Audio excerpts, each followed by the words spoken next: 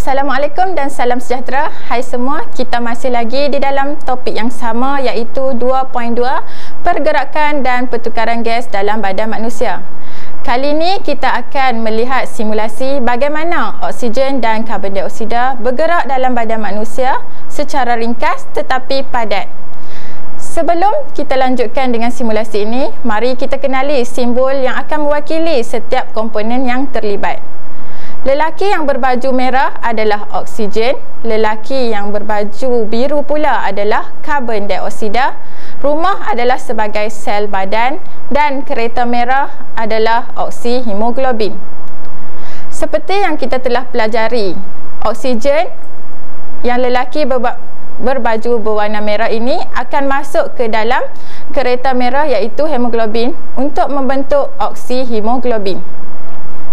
Oksihemoglobin akan bergerak ke sel badan iaitu rumah. Lelaki berbaju berwarna merah ini akan masuk ke dalam rumah iaitu sel badan. Di sana ia akan terurai membebaskan oksigen. Oksigen digunakan dalam respirasi sel bersama glukosa untuk menghasilkan karbon dioksida, air dan juga tenaga.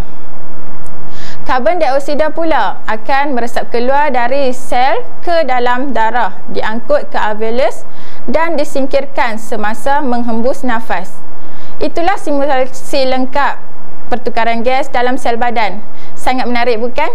Jom kita tengok pula kenapa alveolus sangat cekap untuk proses ini di dalam video yang terakhir nanti. Terima kasih.